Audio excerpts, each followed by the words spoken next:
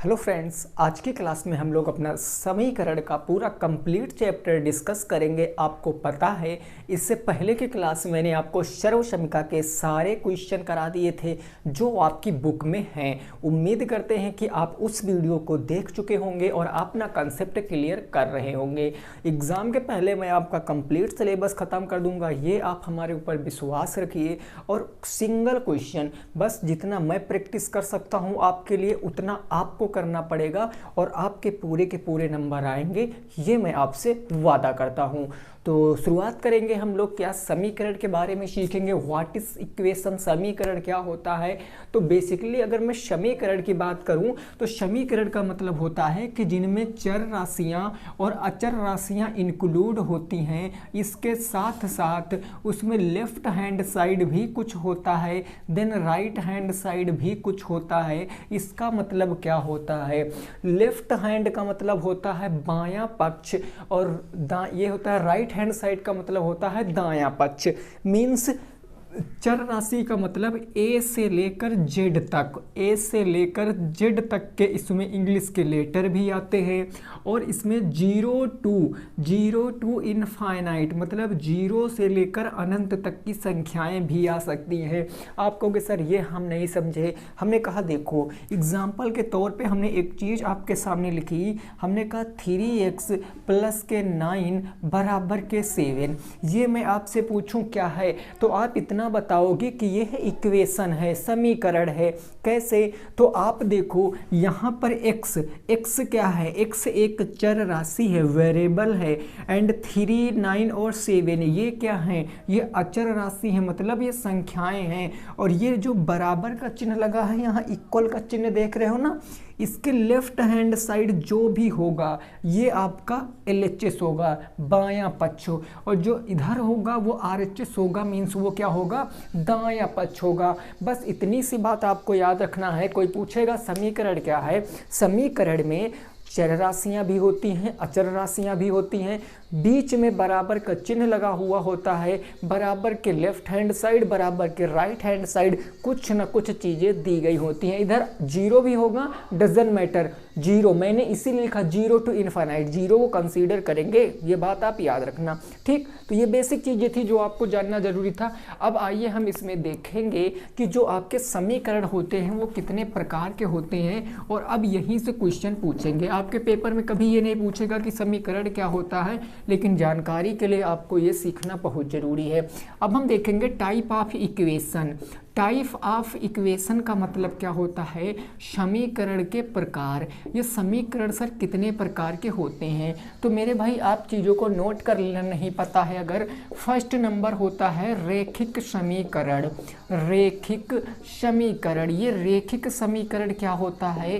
तो रेखिक समीकरण वह समीकरण होते हैं जिसमें एक चर होता है और चर की हाईएस्ट पावर क्या हो। मैं यहाँ पर लिख देता हूँ, जिसमें क्या हो गया? एक चर हो गया और चर की जो उच्चतम घात है, कौन सी घात मेरे भाई? उच्चतम घात। वो कितनी होनी चाहिए? 1 होनी चाहिए।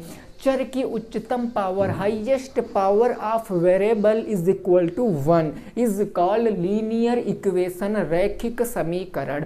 ओके, जैसे एग्जाम्पल के तौर पे मैं आपको बता दूं, हमने जैसे अभी लिखा था 3x प्लस के 9 बराबर के 7। ये क्या है? ये एक रैखिक समीकरण है। क्यों?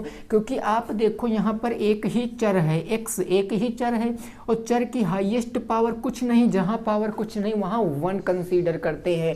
यहाँ चर की हाईएस्ट पावर 1, तो ये क्या हो गया आपका रैखिक समीकरण।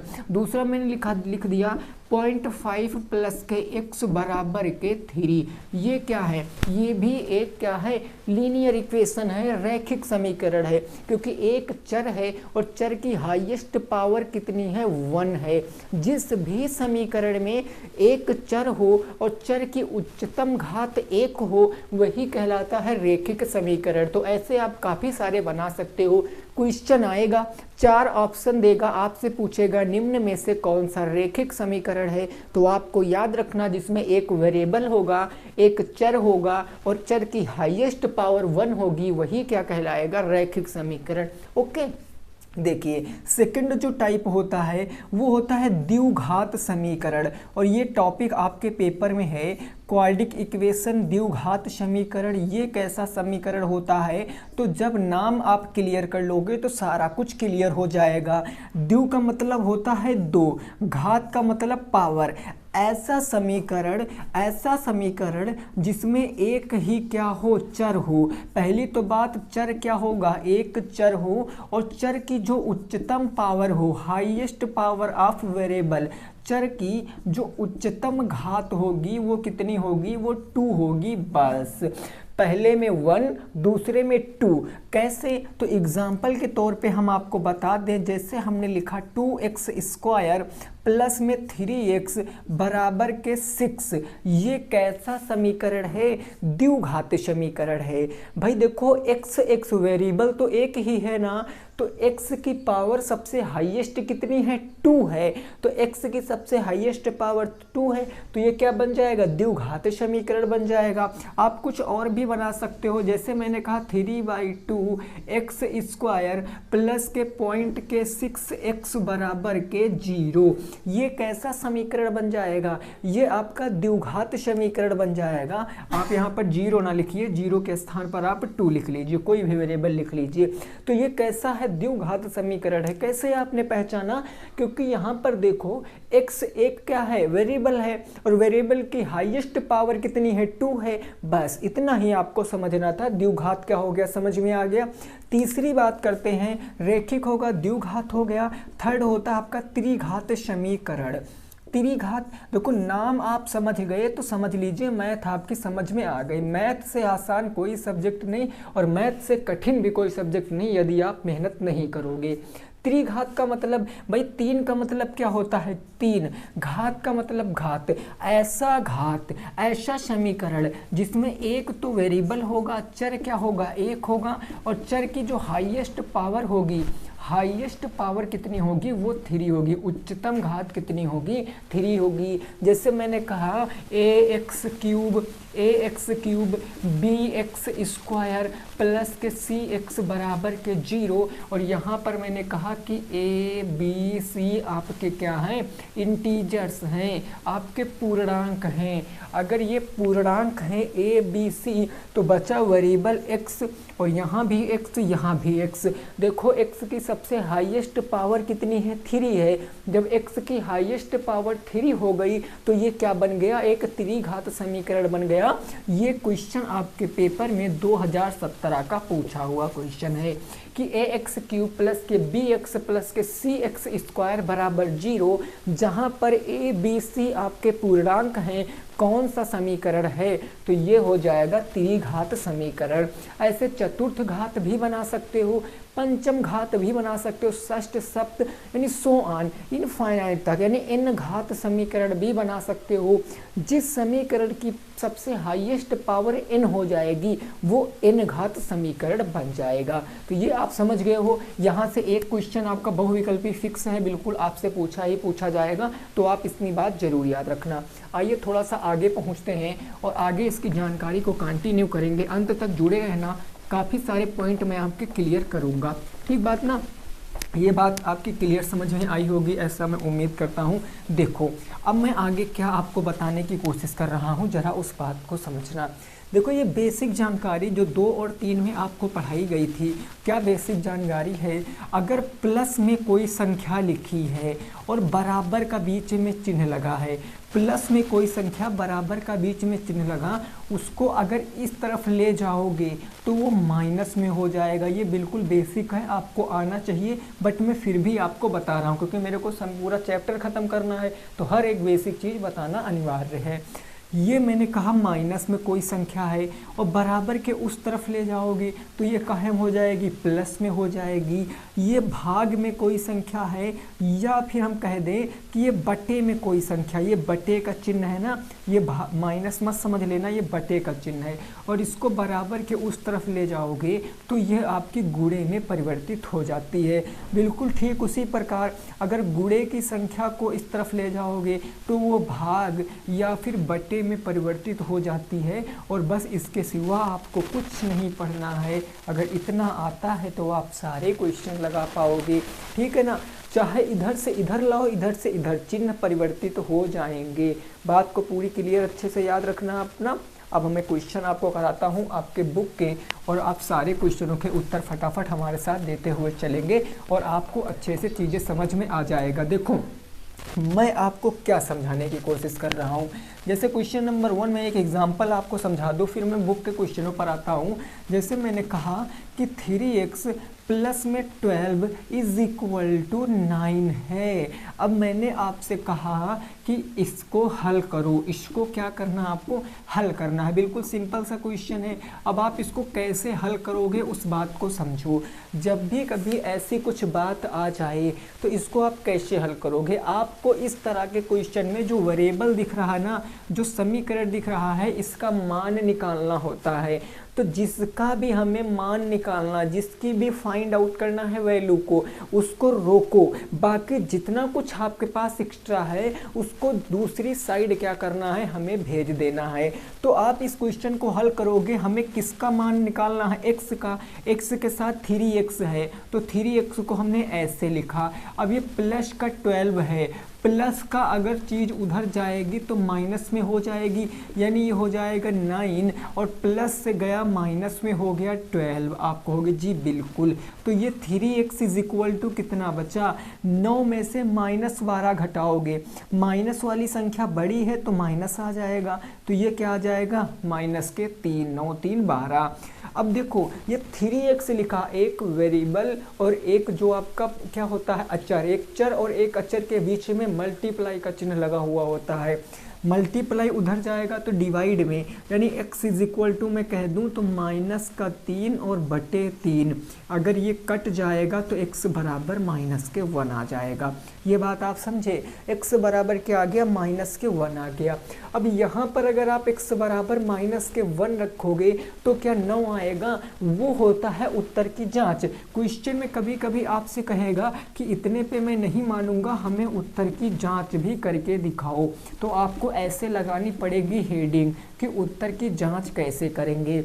उत्तर की जांच करने के लिए आपको दिए गए क्वेश्चन को एक बार लिखना पड़ेगा।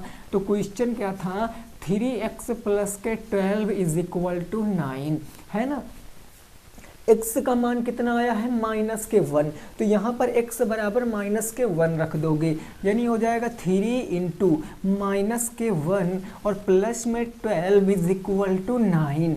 3 का अगर 1 से गुणा माइनस के कराओगे, -3 और प्लस के 12 इज इक्वल टू 9। अब ये देखो प्लस के 12 बड़ा है तो प्लस में बचेगा, 12 में से 3 चला जाएगा तो 9, 9 बराबर क्या आ गया 9। यानी वी कैन से दैट कि left hand side is equal to किसके है, राइट हैंड साइड के, और ये क्वेश्चन का जवाब है। तो इस तरीके से आपको अपने उत्तर की जांच चेक कर लेनी है।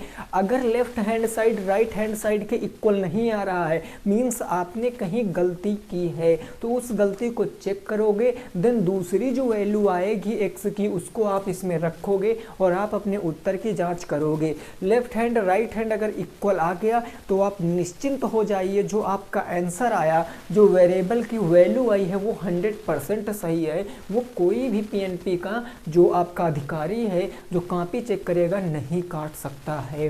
बात को समझ गए हो। अब मैं आपको बुक के क्वेश्चन को कराता हूँ, क्योंकि आई होप मैं आपको कंसेप्ट समझाने में बिल्कुल क्लियरली सफलता पा चुका हूँ। अब मैं आपको 1 बाय 1 करके इसके क्वेश्चन को बताऊँगा और आप इस क्वेश्चन को सॉल्व करते हुए चले जाओगे। ठीक बात ना, डन हो गई बात। बताओ किसी को कोई एक भी अगर दिक्कत हुई आपको तो आप बताओ कि हाँ हमें इस चीज़ में दिक्कत है ना। ओके चलिए अब मैं आपको क्वेश्चन की तरफ ले चलता हूं। आप सारे लोग क्वेश्चनों को सॉल्व करोगे। क्वेश्चन नंबर 1 मैंने क्या कहा, जो आपकी बुक में दिया गया है 3/7 3/7 प्लस के x इज इक्वल टू कितना है 17/7। इसको आपको सॉल्व करना है और उत्तर की जांच दोनों करनी है। आप कैसे करोगे उत्तर की जांच? आपको इस x का मान निकालना है। तो ये 3/7 का हमारा इस तरफ कोई काम नहीं। हमने कहा आप उस तरफ चले जाइए, इन्होंने कहा ठीक है जी मैं चला जाऊंगा। तो x बराबर क्या आएगा? उस तरफ 17/7 था, ये प्लस के 3/7 उधर जाएगा तो ये माइनस के 3/7 हो जाएगा। आप कहोगे जी बिल्कुल, तो x बराबर कितना आएगा? हर बराबर है, डिनोमिनेटर सेम है, एक हमने डिनोमिनेटर ले लिया और न्यूमरेटर घट जाएंगे। 17 - 3 कितना बच जाएगा? 14। 7 से कट जा रहा है 2 टाइम्स, यानी x इज इक्वल टू कितना आ गया? 2 आ गया। आप कहोगे जी बिल्कुल, बस ये क्लियर है। हमने कहा ठीक है, आओ जरा उत्तर की जांच भी कर लेते हैं। क्या उत्तर की जांच क्वेश्चन में करने को कह रहा? तो बिल्कुल कह रहा है, हम करेंगे उत्तर की जांच। जहां भी x है वहां हमें कितना रखना है? 2 रखना है। तो ये हो जाएगा 3/7 प्लस में x बराबर के 17/7। x के स्थान पर 2 रखेंगे तो 3/7 प्लस में 2 इज इक्वल टू 17/7। 7 का 2 से मल्टीप्लाई कराओगे 14, 14 में 3 जोड़ोगे तो 17/7 हो जाएगा। और देखो 17/7 इस तरफ भी लिखा था, यानी लेफ्ट हैंड साइड किसके बराबर है? राइट हैंड साइड के। जो आंसर आया है अपने स्थान पर क्या है? बिल्कुल सत्य बात है, आंसर बिल्कुल क्या है? सही है। ओके ना। ये सारे अब बुक के मैं क्वेश्चन स्टार्ट कर रहा हूँ। क्वेश्चन नंबर 1 जो मैंने ये कराया है ये सब अब बुक से है ना, तो इनको फटाफट प्रैक्टिस करते जाना है आपको। इतनी प्रैक्टिस कर लीजिए कि अगर एग्जाम में क्वेश्चन आए तो आपसे छूटे नहीं। क्वेश्चन नंबर 2 क्या है जरा वो समझो। क्वेश्चन नंबर 2 है 4y प्लस में y बाई कितना है? 5 है। 4y प्लस के y/5 इज इक्वल टू 21। इसको सॉल्व करना है, उत्तर की जांच करनी है। कैसे करेंगे आप कैसे करेंगे? अब यहाँ कुछ स्टूडेंट हमारे क्या कर सकते हैं? कुछ स्टूडेंट हमारे चीज़ें गड़बड़ कर सकते हैं। ठीक है, कैसे आप कर सकते हो बताओ? फटाफट सभी साथी बताएंगे कैसे। देखो मैं आपको एक तरीका बताता हूँ। आप क्या करो, यहाँ पर आप 5 को उधर ले जाओगे तो गुणे में हो जाएगा, तो 21 पंचे कितना हो जाएगा? 105 हो जाएगा। ये 4 5 5 को अगर आप 105 से डिवाइड करोगे तो 21 आ जाएगा। एक तो ये तरीका है। दूसरा तरीका क्या है? दूसरा तरीका ये है कि आप इनके हर बराबर कर लो। हर बराबर करोगे, यहाँ 5 है, इसके नीचे बटे 1 मान सकते हो। 5 बनाने के लिए नीचे से 5 से गुणा, ऊपर 5 से गुणा, और ये हो जाएगा 21। 5y, 5 चौके कितना हो गया? 20y, और प्लस में ये क्या हो गया? y। नीचे 5 5 क्या हो गया? बराबर, और बटे क्या हो गया? 21। समझ गए? ये 5 बटे और बटे उधर जाता गुणे में। 20 और 1 कितना हो गया? 21y बराबर 21 इंटू के कितना हो गया? 5 हो गया।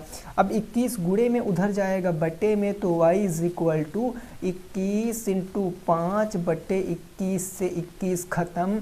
y बराबर क्या आएगा? 5 आ जाएगा। y की वैल्यू कितनी आ गई? 5 आ गई। वैसे भी 5 आती। अब आपको चेक करना है उत्तर की जांच।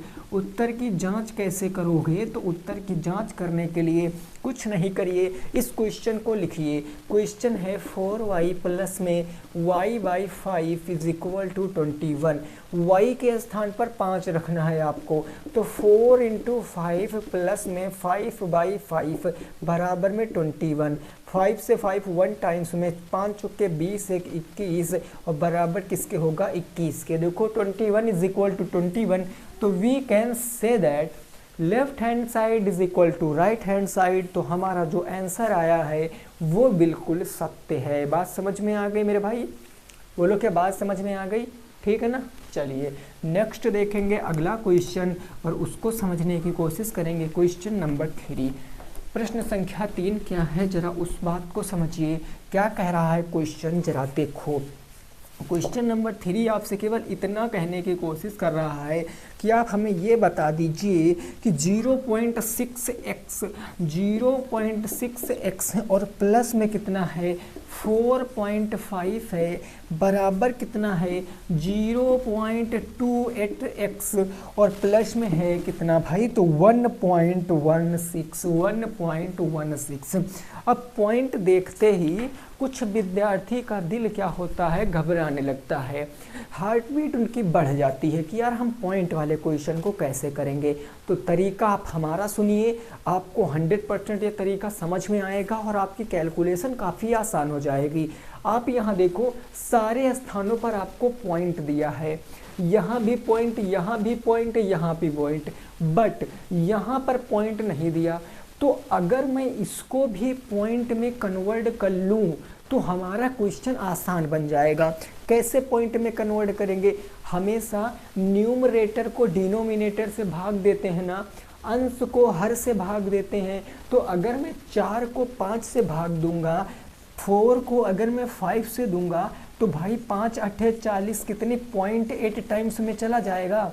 यानी जहाँ 4/5 है, क्या मैं वहाँ पर 0.8 लिख सकता हूँ? आप कहोगे हाँ जी। तो मैंने यहाँ कहा कि 0.6x प्लस में 0.8 और बराबर हो गया 0.28x प्लस में क्या हो गया 1.16 हो गया। अब आपका क्वेश्चन पूरा डेसिमल में बन गया है। आप x वालों को एक तरफ ले आओ। आप यहाँ पर देखो, अगर मैं इस x को इस तरफ ले आऊँ और इस 0.8 को उस तरफ ले जाऊँ तो हमारा सारा कुछ सिस्टम सही हो जाएगा। यानी इधर हमारा कितना था 0.6x और 0.28x इधर आ जाएगा तो 0 पॉइंट माइनस में हो जाएगा ना 28x बराबर, उस तरफ था आपका 1.16, इधर से प्लस से जाएगा माइनस में 0.8। ये बात आपकी समझ में आ गई। सॉल्व करो इसको। यहाँ पर देखो, आप कैसे, कुछ लोग यहाँ पर सॉल्व करने में घबरा जाते हैं। तो आपको कुछ नहीं करना है, ऐसे लिखना है 6 और घटाना कितना है पॉइंट के 28। अब कैसे घटाओगे? यहाँ जाओगे तो यहाँ हो जाएगा 0 मतलब 10 में से 8 गया तो कितना बचा 2, 5 में से 2 गया तो 3, यानी कितना बचा 0.32x। वो भी किस में बचेगा? प्लस में, क्योंकि ये बड़ा संख्या है, ये बड़ी है ना, तो ये हमारा बचेगा कितना 0.32x बचेगा। कहोगे जी बिल्कुल। और उधर क्या बचेगा 1.16 से आपको 0.8 घटाना है। 16 में से अगर आप 8 घटाओगे तो कितना बचेगा? देखो, अगर ऐसे नहीं घटा पाते हो ना तो कोई दिक्कत नहीं है, आपको ऐसे लिख लेना है। आपको घटाना है 1.16 से कितना 0.8 घटाओगे तो 0 हमने लगा लिया। 6 से 0 जाएगा तो 6 बचेगा, 1 से 8 जाएगा नहीं, इधर से हमने एक कैरी ले लिया 11 से 8 जाएगा तो पॉइंट कितना आ गया 36 आ गया। तो हम यहाँ पर लिख सकते हैं कि 0.32x बराबर के पॉइंट कितना 36, यही तो आएगा। आप कहोगे जी बिल्कुल आएगा। अब ये गुणे से उधर बटे में भेज दो, यानी x बराबर क्या आएगा 0.36 डिवाइडेड बाई क्या हो जाएगा 0.32। पॉइंट से पॉइंट खत्म हो गया, 4 9 36 हो गया, 4 8 32 हो गया, यानी 9/8 आ गया। x की वैल्यू क्या आ गई 9/8 आ गई। ये x की वैल्यू है 9/8। ठीक है, इसको अगर आप पॉइंट में कन्वर्ट करोगे तो 1.25 के तकरीबन आएगी। 8 एकम 8 कितना बचेगा 1 बच जाएगा।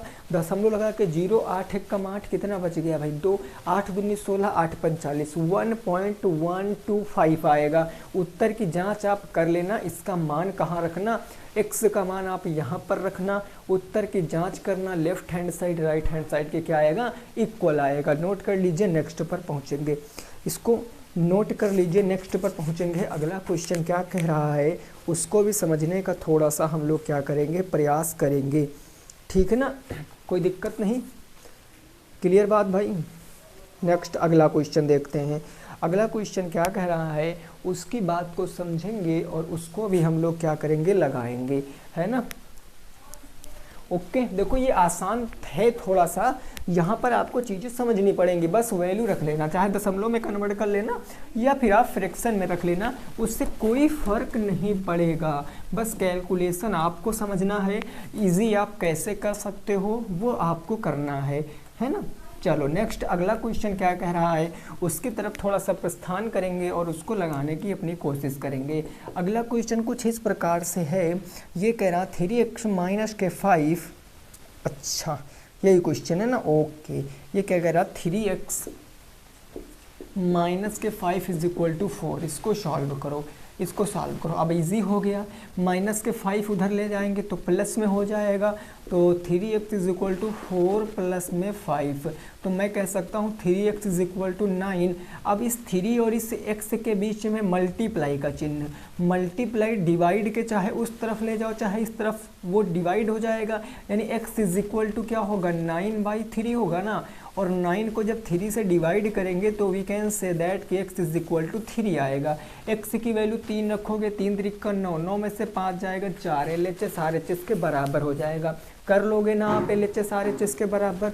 अरे बोल दो, कर लोगे ना, कर लोगे ना। चलो अगला क्वेश्चन, अगला क्वेश्चन देखो क्या कह रहा है, उसको ज़रा समझने की कोशिश करो। ये क्वेश्चन थोड़ा सा लेंथी है तो आपको इसको समझना पड़ेगा। क्वेश्चन कितना है, 3t - 2, 3t - 2 और डिवाइडेड बाई कितना है 3 है, प्लस में कितना हो गया 2t प्लस के 3, 2t प्लस में कितना हो गया 3, ये t है ना, ये t है, प्लस में 3 और डिवाइडेड बाई हो गया 2 इज इक्वल टू 1 प्लस में, सॉरी t है, ये t प्लस में कितना दिया गया है 7/6। इसको हल करना है। अब इसको कैसे हल करोगे, ये क्वेश्चन अपने आप में बहुत यूनिक क्वेश्चन है, पिछले साल का आया हुआ क्वेश्चन है, तो आप इसको कैसे सॉल्व करोगे।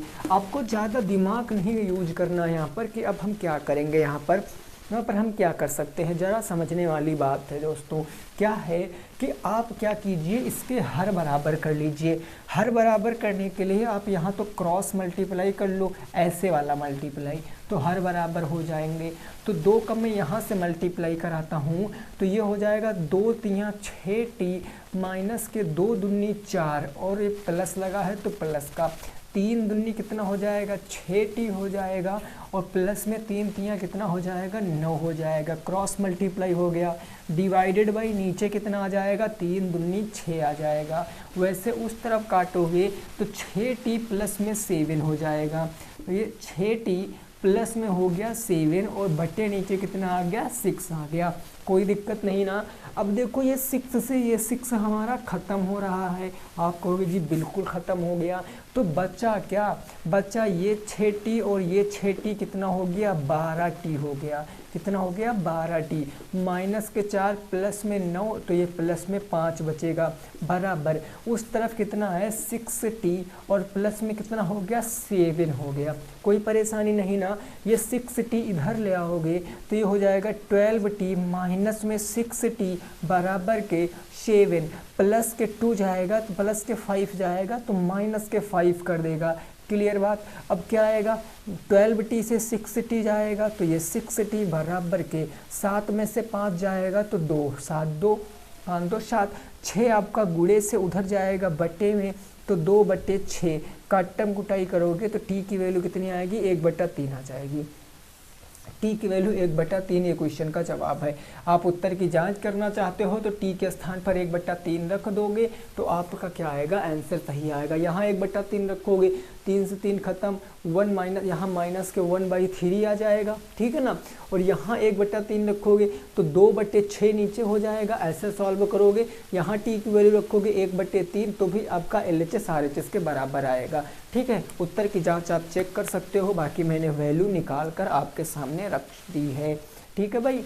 वैल्यू मैंने निकाल दी है, उत्तर की जांच आप स्वयं से कर सकते हो, कोई परेशानी नहीं, कोई दिक्कत किसी भी साथी को।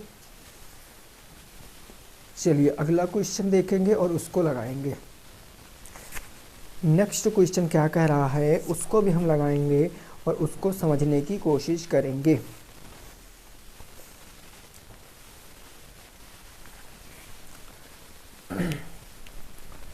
देखो ये बात एकदम समझ में आ गई, सारे बुक के क्वेश्चन हैं, कहीं अलग के क्वेश्चन नहीं है, तो नोट कर सकते हो। अपना उत्तर आप अपनी बुक से मिला भी सकते हो कि आंसर सही है या गलत है, ठीक है ना।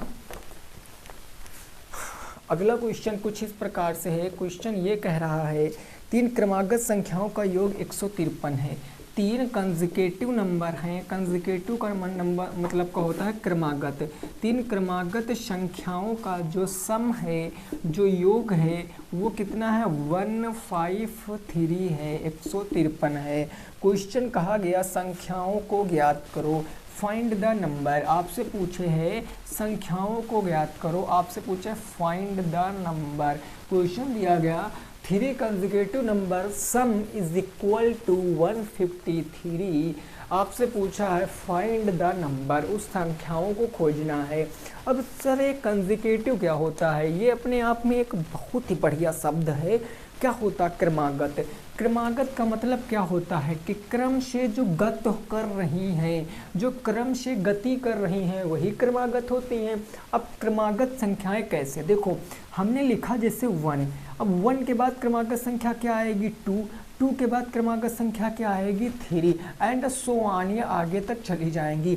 जैसे मैंने कहा 97, इसके बाद क्रमागत संख्या क्या आएगी 98, इसके बाद 99, ऐसे भी करके आ जाएंगी। जैसे मैंने कहा कि क्रमागत संख्या मैंने कहा 1001, इसके बाद क्रमागत क्या आएगी 1002, इसके बाद क्रमागत 1003, मतलब कि क्रमागत संख्याएं वे संख्याएं होती हैं जिनके बीच में डिफरेंस ऑलवेज 1 का रहता है।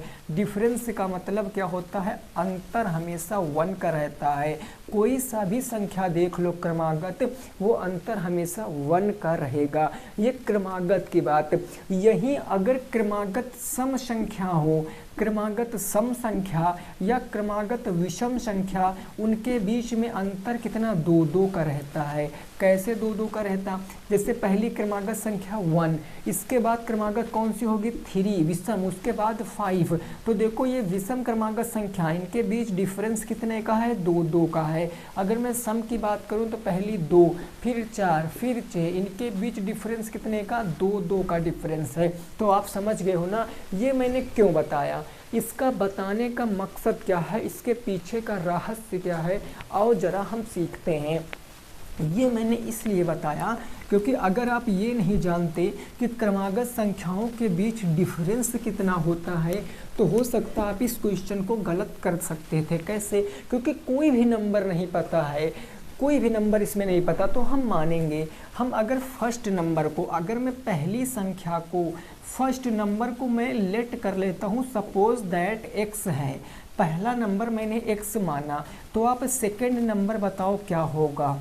भाई अगर मैंने पहला नंबर x माना है तो सेकंड नंबर क्या होगा, सेकंड नंबर क्या x प्लस में 1 होगा, अरे होगा ना, क्योंकि एक एक का गैप होता है। और थर्ड नंबर क्या होगा, थर्ड नंबर आप बताओगे जल्दी से कि थर्ड नंबर x प्लस में 2 होगा, क्योंकि भैया क्रमागत संख्याएं वे संख्याएं होती हैं जिनके बीच में एक एक का गैप होता। देखो क्या यहाँ पर एक का गैप है, हाँ है, क्या यहाँ पर एक का गैप है, मतलब ये हमारी क्रमागत संख्याएं हैं। अकॉर्डिंग टू क्वेश्चन, क्वेश्चन क्या कह रहा है कि तीनों का सम कितना है 153 है। तीनों का सम करते हैं, x प्लस में 1 प्लस में x प्लस में 2 इज इक्वल टू 153। हमने कह दिया कि जी बिल्कुल 153 हो गया। अब आप देखो 1 और ये 2 कितना हो जाएगा 3, और ये x मिलकर 3x, 3x प्लस में 3 इज इक्वल टू 153 हो गया। कोई परेशानी नहीं, 3 जाएगा माइनस कर देगा, तो 3x बराबर क्या आएगा 153 माइनस में 3। तो अगर मैं x बराबर निकालूंगा तो ये बच्चा 150, 3 आ जाएगा बटे में, 3 से काट देंगे, 3 पंजे 15, कितना आ गया 50 आ गया। x की वैल्यू हमारे पास आ गई 50, x की वैल्यू कितनी आ गई 50 आ गई। तो तीनों संख्याएं बता सकते हैं। देखो कैसे बता सकते हैं, पहली संख्या क्या हो जाएगी 50, दूसरी में 50 में 1 जोड़ोगे तो क्या आएगा 51, तीसरी में 50 में 2 जोड़ोगे तो कितना आएगा 52, 51 52 50 का ऐड करोगे 153 आएगा। तो दिस इज योर आंसर। ये क्या हो जाएगा आपका क्वेश्चन हो जाएगा, नोट कर लीजिए, यही आपका क्या है आंसर है। ठीक भाई, यही क्या है आपका आंसर है। क्या बात आपकी समझ में आ गई, क्या इतनी बात आपकी समझ में आ गई। तो मैंने आपको वो देखो, मैंने सारे क्वेश्चन नहीं सॉल्व कराए हैं, सारे सॉल्व कराने का मतलब फिर आप प्रैक्टिस कहाँ से करोगे।